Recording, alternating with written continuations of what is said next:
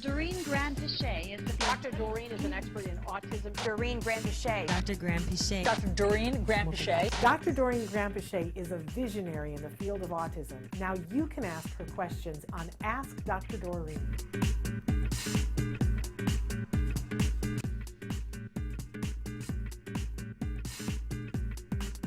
We had a question that came in the night. Actually, it was from a couple of nights ago.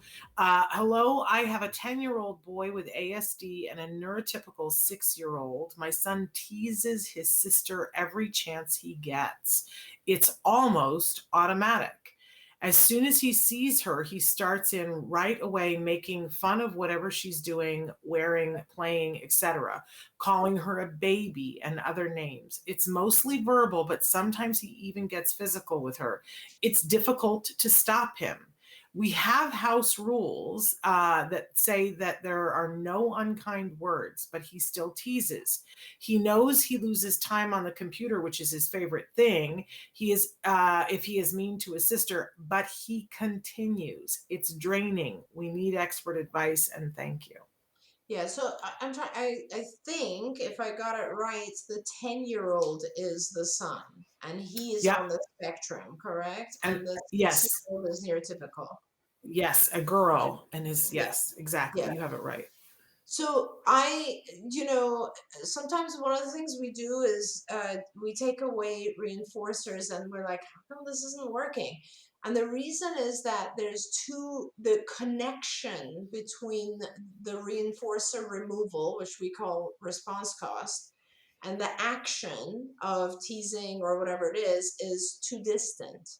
They're just not close enough in the sense that the child isn't figuring out that his behavior caused him, and I know you probably tell him, but it's not, it's either too far away from each other or it's not enough. Like, he couldn't care less. The value of making fun of his sister is higher to him than losing time on the computer. Or, he makes fun of his sister and he gets immediate gratification, and losing the computer later on or losing computer time later on is, okay, not a big deal. It's just not as much of a big deal. And by the way, a lot of times our kids don't have a concept of time. So if you're like reducing his computer time by 5 minutes, he might not even recognize that as something that he's giving up. Like, instead of, can I just jump in and say that this is why dieting doesn't work? Because I'm sitting there with a piece of cake and I think to myself, I shouldn't eat this cake because then I'm not going to look good in my skinny jeans 3 weeks from now. And I go, I'm going to eat that cake right now. Exactly. Because it's not connected to in the skinny jeans. Yeah. So almost everything, no, that's absolutely right. And that's a great example, Shannon. And almost everything we do, you have the short-term reinforcer and the long-term reinforcer. And long-term reinforcers, just because they're further out, are less powerful. It's really that simple. That's also why a lot of times, like as a parent, you might let your child come and sleep with you, because the short-term reinforcer is you get sleep. Whereas in terms of long-term, it's not a good thing because you don't want your 18-year-old sleeping with you, right? You know what I mean? It's harder for us to think of the long-term. It's much easier for short-term. So that could be one of the reasons that your reinforcer situation is not working. What you need to do is, you can do a lot of things. There's a lot of things you can do. You should give him a link. And the way we link long-term payoff or response cost to an action that occurred right now is through visuals. So you can give him what's called a token chart, or, which is like just a piece of paper, and maybe you have 5 boxes on the paper, and if he is nice to his sister, he gets a happy face in there. If he's mean to his sister, he gets a sad face in there. And if he gets, initially you want to do 1 sad face, no more computer time, or 5 sad faces, no more computer time.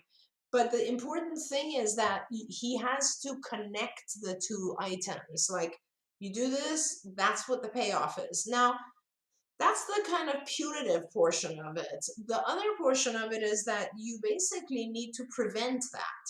You need to stop the behavior and instead, assuming, and let's just try to figure out what is the function of this behavior. Why is he teasing his sister? What happens when he teases his sister? Does he then get a lot of attention from you? Is he doing it because he's jealous of her attention and wants your attention? Do you get upset with him? Which is negative attention is attention. It doesn't matter. Does he enjoy making her cry? What is the function? What is he getting out of it when he does that? That's the key to figuring out what to do, because once you've figured out what the function is, and for our viewers, remember, it's always about gaining access to something or avoiding something, okay? And it could be avoiding an activity or a location, a demand, whatever. It could be gaining access to a tangible, to attention, to an activity, whatever it is.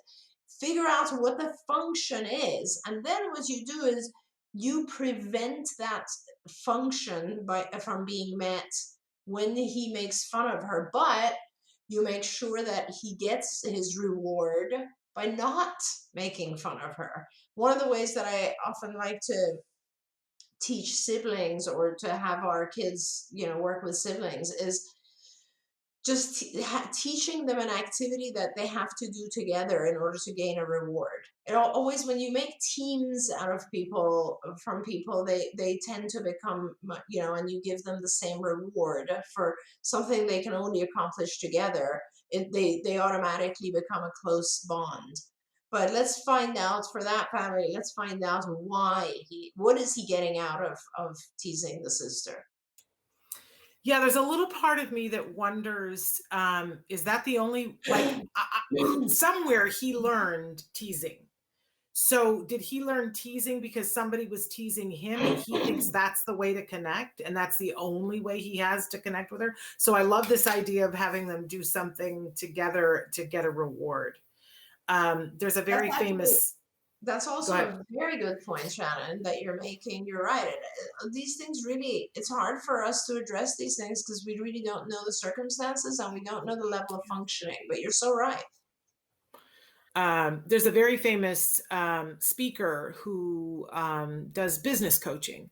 And one of the things that people pay a lot of money to go to his conferences. And one of the things that he does is that there's a competition early on in the thing where he has these bicycle kits brought in, and he assigns people teams, and it's a race to see which team can put the bicycle together so that it works and do it quickly.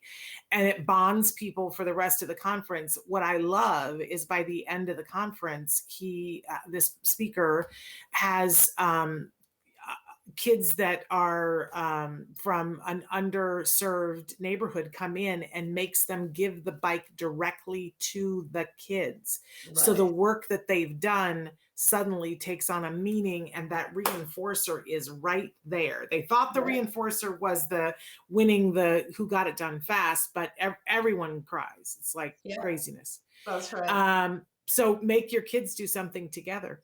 And I think also, I'm just going to throw this in because I think it's a very timely thing this time of year. Having your kids volunteer with people who are maybe less fortunate than they are. And next week, Thanksgiving here in the United States, what a wonderful, wonderful thing. If you can find a place where it's safe, whether if it's handing out food or something that's appropriate for your kids, what a great thing.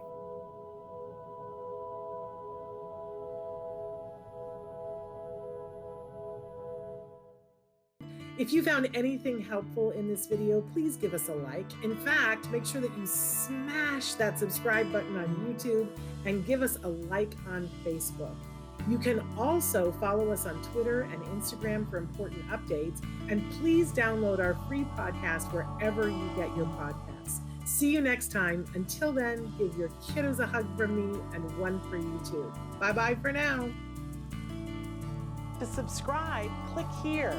And if you'd like to check out some more of our videos, click here.